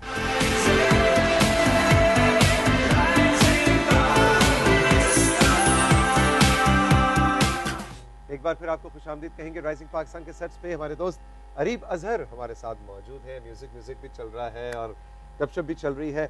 अच्छा अरीब, आपने अभी T2F इनिशिएटिव को आप हेड करते रहे पिछले दो साल, तकरीबन 2 साल, हाँ 2 साल कराची में। मेरा अपना एक ज़ाती ख्याल ये है कि हमारी जो इस वक्त जो यंग जनरेशन है वो बहुत ज़्यादा इंटरेस्ट लेते हैं। वो कहते हैं अच्छा हमने ट्रक आर्ट के बारे में जानना है, कहाँ से आया था, हमने जानना है कि यहाँ का सूफी सोच, सूफी फिक्र जो है उसका क्या ओरिजिन है, हमने जानना है, हमने देखना है कि यहाँ कपड़ा कैसे बुना जाता था, उसको सो हम अपनी रूट्स के साथ थोड़ा जुड़ने की कोशिश ज़्यादा कर रहे हैं। करेक्ट और इनकरेक्ट? आई थिंक कि ये हमारी ज़रूरत है। हमारी ज़रूरत है कि हम अपनी रूट्स के साथ ज़्यादा जुड़ें, क्योंकि जो चीज़ ज़्यादा रूटेड होती है ना वो फिर ऊंची भी ज़्यादा जाती है। जितने दरख्त के मजबूत जड़ें होती हैं उतना वो ऊपर आसमानों तक जा सकता है। ठीक है। लोग समझते हैं कि रूट्स का मतलब कि आप तरक्की को छोड़ जाएं, मॉडर्निटी को छोड़ दें, ऐसी बिल्कुल बात नहीं है। ठीक है। रूट्स का मतलब कि आप जब मॉडर्न दुनिया को एम्ब्रेस करें तो आपके पास खड़े होने का एक फाउंडेशन हो, ताकि आप उसमें जो है ऑन एन इक्वल बेसिस आप उसमें compete कर सकें, आगे बढ़ सकें। तो मैं समझता हूँ कि ये आजकल की यूथ की तो बहुत ज़्यादा ज़रूरत है, बिकॉज दे फील अपरूटेड। क्योंकि ये शायद हमारी जनरेशन भी नहीं बल्कि हमारी पिछली वाली जनरेशन शायद हमें उस तरीके से तालीमी इदारों में, उस तरीके से हमारी कल्चर, तहजीब, सकाफत की तरबियत ना दे पाई जो कि हमारी यंग यूथ को ज़रूरत है।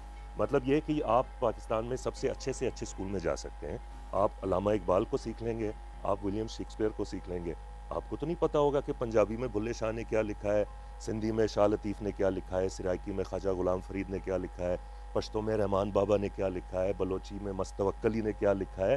This is some of the best poetry in the world. हमें तो नहीं पता होता कभी आपस में हमारे डांसेस क्या हैं, हमारी पुरानी दास्तानें कौन सी हैं, ससी पुन्नू, हीर रांझा, मिर्ज़ा साहिबान वगैरह वगैरह।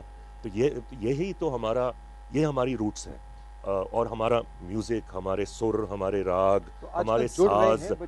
अब बच्चों को एहसास है कि यार अब हम दुनिया में जाते हैं और दुनिया अपना तहजीब, कल्चर सेलिब्रेट करती है, तो हमारी क्या शनाख्त है सिवाय हमारे झंडे, कौमी तराने और अल्लामा इकबाल का साइड पोज और मोहम्मद अली जिन्ना कायदे आज़म और क्या, और कवाली, चलो नुसरत फ़तेह अली खान कवाली। लेकिन क्या हमें हमारे बैंक नोट्स पे हमें और कोई नहीं मिला सिवाय हमारे फाउंडर के कि हम उनकी तस्वीर डालें? हमारे बैंक नोट्स पे मंटो की तस्वीर मैं तो समझता होनी चाहिए, फैज साहब की तस्वीर होनी चाहिए, हमारे राइटर्स, हमारे रहमान बाबा की तस्वीर, रहमान बाबा की होनी चाहिए, सादिकैन की होनी चाहिए। These are people who we should celebrate. So I think this is the direction that needs to be moved towards. Areeb, जो एक बात की जाती है कि हमारे पास हीरोज की कमी है, तो आप एक तरह से कहना चाह रहे हैं कि ऐसी बात नहीं है, उन हीरोज को, उन नामों को सेलिब्रेट करने की कमी? बिल्कुल, हीरोज की तो कतई कमी नहीं है, बल्कि एक चीज़ जो मुझे हमारे धरती की बहुत ही खूबसूरत लगती है वो हमारी रेजिलियंस है कि यहाँ पे हमने यार वाकई क्या कुछ हमने अजाब नहीं देखे। और आजकल तो एक बहुत दुनिया कोरोना का एक चैलेंज चल रहा है।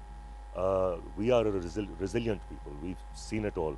लेकिन उसके बावजूद यहाँ पे जो एक फोक विजडम कह लेना कि फिर भी जो है वो आम आदमी जो है, चाहे वो जितना भी मुसीबत में क्यों ना हो, आम आदमी, आम औरत, वो कहती है इसमें भी कोई बेहतरी होगी, खुदा की मर्जी होगी, and it keeps them going. I find this very beautiful and inspiring. अच्छा अरीब, अभी मैंने ब्रेक से पहले भी एक इस्तिलाह इस्तेमाल की, ऑर्गेनिक फिक्र, ऑर्गेनिक सोच। क्या इस तरह की कोई चीज़ होती है या बस वैसे मैंने लफ्ज़ी में निकल गया? नहीं, मेरा ख्याल में यही होता है।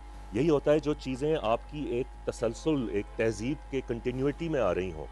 आप, इसका ये मतलब नहीं कि आप बाहर की कोई सोच जो है, फिक्र जो है, उसको अपना नहीं सकते। ज़रूर आजकल की दुनिया में तो बल्कि सोशल मीडिया, इंटरनेट का ज़माना है, हम एक दूसरे से हम हर दफ़ा, हर लम्हे हम सीख Connected भी हैं, कनेक्टेड हैं, हम दूसरों से सीख भी रहे हैं, दूसरों को सिखा भी रहे हैं। हाँ बिल्कुल। तो ये कि लेकिन अगर वही बात है कि अगर एक ऑर्गेनिक सोच आपके अंदर है तो फिर बाहर की सोच को भी आप ज़्यादा आसानी से इंटीग्रेट कर सकते हैं, उसके साथ हार्मोनाइज कर सकते तो हैं। जो कल्चरल अगर वो इन्वेजन से कोई डरने की जरूरत नहीं। नहीं, बिल्कुल There भी is नहीं। nothing as cultural invasion, if you are rooted in your culture, which means कि आपकी सरकार जो है, आपकी रियासत जो है, वो फुल जो है आपकी तहजीब कल्चर को प्रमोट कर रही है, आपके करिकुलम में वो शामिल है, ठीक है, तो देन देयर इज, और फिर तो उसके साथ साथ मैं तो कहता हूँ कि ले आओ दुनिया के कल्चर को। We need to learn about the world, different cultures around the world, और अगर हमारा भी मजबूत होगा तो फिर हम उसके तरीके उसके साथ इंटीग्रेट कर पाएंगे। अच्छा, कोई मुझे ऐसा मुल्क बताइए जी, क्योंकि आप माशाल्लाह बहुत वेल ट्रैवल्ड भी हैं और ईस्टर्न यूरोप में रहे भी हैं, क्रोएशिया और इस पूरे रीजन को बखूबी जानते भी। कोई ऐसा मुल्क बताइए, कोई ऐसा कल्चर बताइए कि जो इस मिसाल पे पूरा उतरता है कि उसने अपनी जड़ें भी बहुत मजबूत रखी और मॉडर्निटी को एम्ब्रेस भी किया। देखिए, मैं माजरत के साथ मैं हमारे तमाम पड़ोसियों के नाम ले सकता हूँ। ईरान, इंडिया, इसके बावजूद कि इंडिया में आजकल बिल्कुल एक फैशिस्ट हुकूमत आई हुई है, चाइना, ये सारी वो मिसालें हैं कि जहाँ पे भी आप दुनिया में जाएं, ईरान जो है वो जहाँ पे भी अपना सफारत खाना खोलता है, अच्छा, साथ वहाँ पे वो खाना फरहंग, उनका जो कल्चरल सेंटर है वो भी खुल जाता है। इंडिया जहाँ पे भी जाता है फौरन अपनी बॉलीवुड, अपना कल्चर, अपने डांसेस, अपने म्यूजिक, अपने राग, वो सारा फौरन प्रमोट करता है। चाइना तो करता ही करता है, अपने कल्चरल ट्रूप्स हर जगह दुनिया भर में वो भेजता रहता है। वो अलग बात है कि चाइनीज़ कल्चर, जो कल्चर हमारे यहाँ, क्योंकि हम तो अंग्रेज़ों के कल्चर को भी वो क्या कहते हैं, अब्जॉर्ब कर चुके हैं कुछ हद तक, ओढ़े हुए हैं। हाँ, ओढ़े में तो हमें वो एलियन लगता है, लेकिन वो एक बड़ा मजबूत कल्चर है, चीनी कल्चर, जिसको हमें अब सीखने की ज़रूरत है उसके बारे में भी, और उनको अपने कल्चर के बारे में सिखाने की ज़रूरत है। सो कल्चर जो है वो कभी आपस में जंग में नहीं होता। अच्छा, कल्चर जो है बाय इट्स वेरी डेफिनेशन, वो हम कहते हैं ना कि भाई ये बड़ा कल्चर्ड इंसान है, या ये कि इस ऑफिस में बड़ा अच्छा एक कॉर्पोरेट कल्चर है, कॉर्पोरेट कल्चर है, यानी कि वहाँ पे भाई हर एक की फिक्र करते हैं, वो हर एक की नुमाइंदगी होती है, बड़े वहाँ इज्जत से एक दूसरे से पेश आते हैं, अदब से पेश आते हैं। कल्चर्ड इंसान है, यानी कि उसको थोड़ा म्यूजिक आर्ट्स का भी पता है, एस्थेटिकल उसका तहजीब से जुड़ा हुआ है और अच्छी उसकी ज़बान है। तो culture by it's definition is not exclusive, culture is always inclusive. और इसका मतलब हमें डरना नहीं चाहिए कि अच्छा ये तो जापानीज कल्चर की इन्वेजन हो रही है और ये तो वेस्टर्न कल्चर आ गया, हमें डरना नहीं चाहिए। और दूसरी तरफ इससे भी नहीं डरना चाहिए कि कहीं ये हमारा नहीं, ये इंडियन कल्चर हो, क्योंकि we have a shared history. जाहिर है पहले तो ये सारा बरसगीरी था ना, जाहिर है कॉमन होंगी, तो कोई मसला नहीं। अगर इंडिया में भी वो है, हमारे यहाँ भी वही है, हमारे यहाँ है ना, हमारी मिट्टी में वो है, तो उसको हम क्यों नहीं निखारते। अच्छा जी, क्या सुनाएंगे अभी? अब एक गिटार कह रहे हैं भाई, ये गिटार कह रहा है, हाँ हाँ, मुझे भी सुना। बिल्कुल, एक हमारी बड़ी खास धरती की, मिट्टी की, सेवन शरीफ शाहबाज कलंदर का एक धमाल है, उठो रिंदो।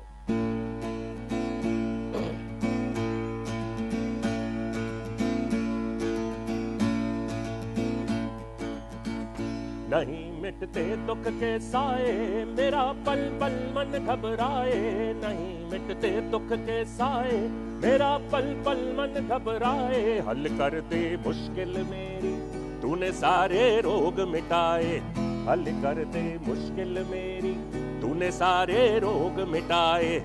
सहारा है मेरा नामे कलंदर, सहारा है मेरा नामे कलंदर, तलोए सहर है शामे कलंदर, तलोए सहर है शामे कलंदर। उठो रिंदो, उठो रिंदो, पियो जामे कलंदर, तलुए सहर है शामे कलंदर, तलुए सहर है शामे कलंदर। कलंदर झूलला, कलंदर सोनला, कलंदर जीवला, कलंदर सोनला।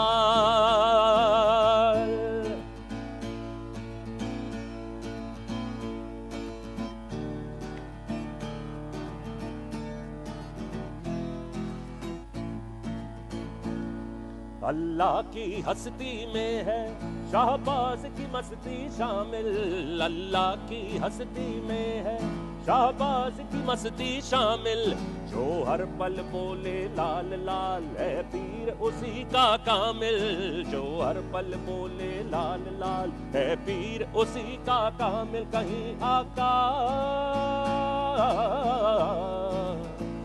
कहीं आका कहीं मौला कहीं है राम कलंदर, तलुए सहर है शामे कलंदर, तलुए सहर है शामे कलंदर, सुने सबकी सदा नामे कलंदर, सुने सबकी सदा नामे कलंदर, तलुए सहर है शामे कलंदर, तलुए सहर है शामे कलंदर। उठो रिंदो उठो रिंदो पियो जामे कलंदर, तलुए सहर है शामे कलंदर, तलुए सहर है शामे कलंदर, कलंदर झूलेलाल कलंदर सोहनलाल, कलंदर जीवलाल कलंदर सोहनलाल, कलंदर झूलेलाल कलंदर सोहनलाल, कलंदर जीवलाल कलंदर सोहनलाल। वाह जी वाह, मजा आ गया Areeb. Thank you so much. आपकी तो बातें और आपकी जो सोच और एक आई ओपनर सी गुफ्तगू होती है ना, उसका भी बड़ा मजा आता है। बहुत शुक्रिया। और म्यूजिक तो आपका जुदा है। Thank you so much Areeb. Thank you so have much a great day. और मैं Thank you, heart all of handshake you. करने लगा था। आदाब आदाब आदाब आदाब। बहुत देखिए शुक्रिया। कोरोना ने पूरी दुनिया को जितना तेजी से बदला है, देखें मैं तो समझता हूँ हर चीज़ को एक अगर एक खुदा की नेमत की तरफ से ही अच्छाई जो आपको बुराई भी लग रही है उसकी, ये एक दुनिया के लिए तो बड़ी एक दिलचस्प बात है कि इंसान के अलावा तमाम खुदा की मखलूक अभी जो है ना खुशियाँ मना रही होगी कि इंसान थोड़ा सा जो है ज़रा खामोश हो गया, अपनी औकात में आया, आसमान साफ हो रहा है, समंदर साफ हो रहे हैं, जानवर जो हैं उनको वो खतरा नहीं रहा। तो I think this is the time to reflect कि we need to reintegrate back with mother nature. Thank you so much. Thank have a you. Great day. Thank बहुत you. बहुत शुक्रिया। हम अब आपसे चाहेंगे इजाजत। राइजिंग पाकिस्तान के सेट्स पे आज 23 मार्च के हवाले से, यौम पाकिस्तान के हवाले से हमने खुसूसी सेगमेंट सजाए थे। आई होप, मुझे उम्मीद है बल्कि यकीन है कि आपको पसंद आए होंगे। अपना बहुत सा ख्याल रखिएगा। जिंदगी ने दी इजाजत, फिर मुलाकात होगी। खुदा हाफिज।